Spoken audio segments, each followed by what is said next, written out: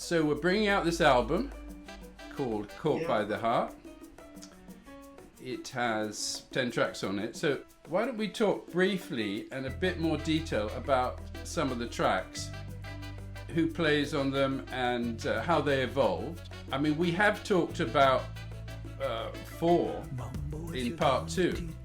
Where we talked about, when we talked about the EP, we talked about Mambo, we talked about Caught by the Heart, Bajo Luz Distinta, and Vamos Despacio. So if anyone wants to know about that, they can go and watch part 2 of Having a Chat.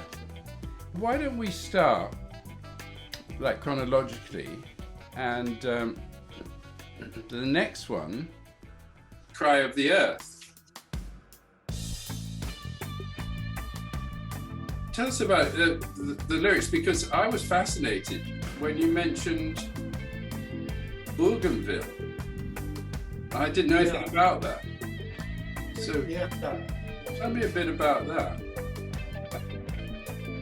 It was only indirectly sort of informed by that, but I was in Bougainville for a film project. It was a film called Mr. Pip, which was basically a sort of a take or a spin on Great Expectations. And a New Zealand writer called Lloyd Jones wrote a novel called Mr. Pip, where there's a teacher, an English teacher, who goes to Bougainville to teach the kids and is trapped inside this, what do they call it when they put a ring around your country and won't let any food in? Worse than in Zimbabwe. It's like they're doing in Palestine, in Gaza. You know, they put they won't let anything through. And that went on. That went on for years in Bougainville. Bougainville's an island that's, according to Papua New Guinea, it belongs to them. According to Bougainville, it's a completely separate country. And the reason that it came to the interest of the West is because of this copper mine. And there's apparently $30 billion worth of copper still in it. But Australian companies were as guilty as the rest of them, and they all went in and started taking the copper out and paying the locals, you know, a cent or a dollar per $1 million that was made, or whatever. You know, it was a grossly unfair situation, and eventually the locals sort of reared up and said enough is enough, and a war eventuated. And Papua New Guinea basically sent in the troops because they were trying to protect their cut of what was being taken out of Bougainville. Long story, very complex, but I didn't know anything about it until I went up there.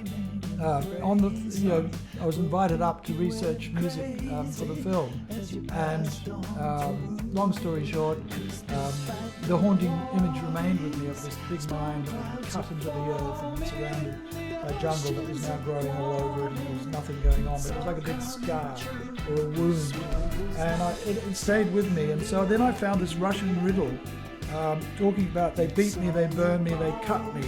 You know, what am I? And of course the answer is the Earth, or Mother Earth. And I just thought, you know, that would lead me somewhere if I followed that thought through. And then your music arrived, and it was sort of I won't even ask what you were intending to make it about. What was it called originally? Do you remember? It started with an L.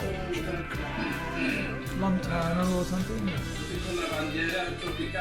Yeah. Yes. I mean, on the northern coast of Colombia, they almost get into what sounds like a reggae type beat. So it was part of the series of Latin grooves, ironically, even though it sounds just like a pure reggae. There's a particular band who do that kind of music up in the coast. And it was, so it had a totally different thing, but it was part of the Latin grooves that I sent you out. Yeah, it was an early one that came, and it had a more fluid, that explains it actually, because it did have a reggae sort of flavor, but it had a more fluid, you know, sort of feel to it. Like I could see why it had that Latin kind of impulse to kind of get on the upbeat rather than the big, you know, dark, you know, sort of darker kind of subby thing that pure reggae has. So yeah, it led me somewhere, Phil, as they all did. In fact, I was listening to listening to them the other day and just remembering, you know, the kind of almost ecstatic feeling that I had when they were coming together. Like, it was very euphoric. It's beautiful music, and you know, it was a gift to me to get all these tracks because they were all so different. It wasn't like you sent me a whole lot of stuff and it was all vaguely the same. They're all completely different. And, you know, and that was very inspiring. I worked it out the other day that in terms of Latin grooves and things that I was preparing for this other kind of Latin album, there was about 8 tracks. But when I ran out of those, I thought, right, what the hell am I going to send to him now? I want this to continue. I was, you know, and so I had started doing what I thought a few years ago was going to be like chamber music, a bit like Pet Sounds, funny enough. Yeah. And I thought, well, there's a couple of tracks that I'll throw in like that. One of them was La Ruleta what's became La Ruleta de la Fortuna. So it had, you know, some oboe, it had some piano, it had strings, orchestrally type things. And so I sent that off, and then I thought, well, let's see what happens. And I think I had the title, didn't I? La Ruleta. That was very helpful. That was a great title, and you know, it very suggestive. And so I did some research and came across that Boethius poem. And of course, he was a Roman philosopher, writer who I'd never really heard of, except that he was mentioned quite often in a novel that I'd read, The Confederacy of Dunces, which I love.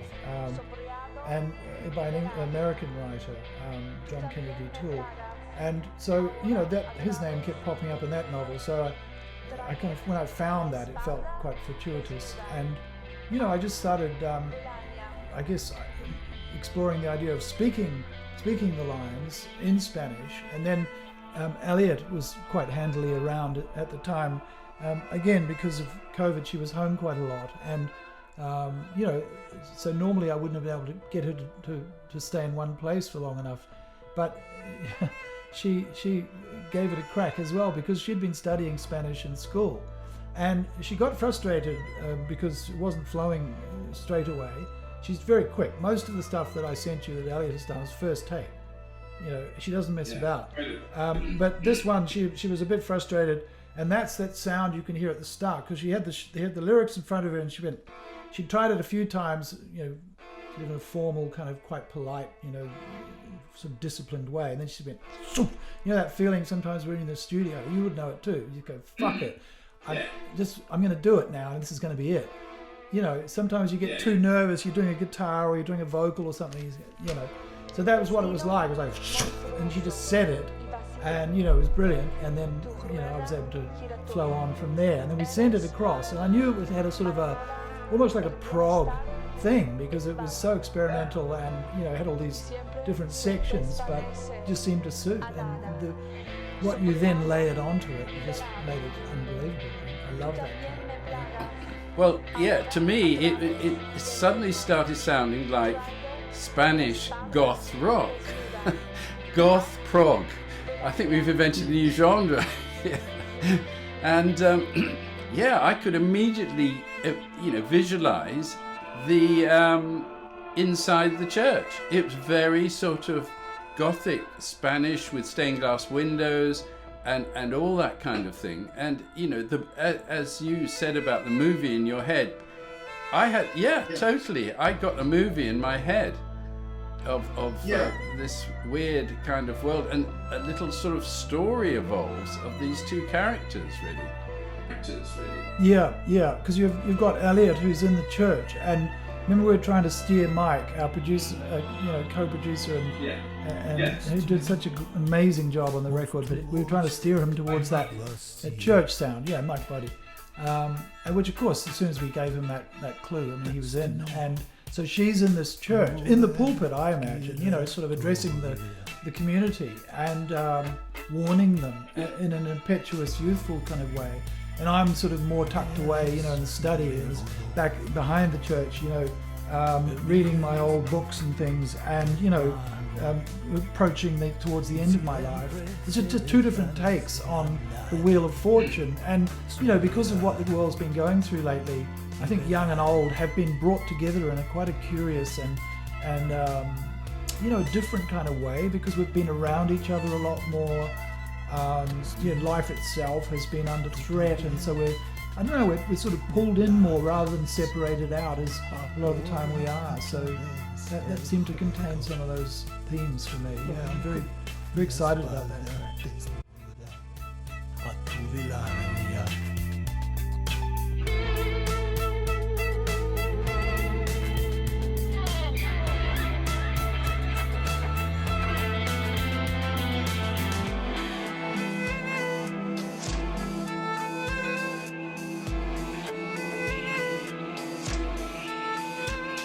La ruleta de la fortuna gira, voy abajo, degradado.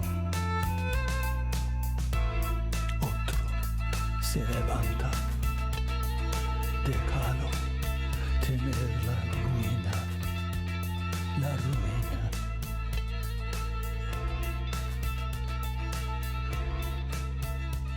La ruleta de la fortuna.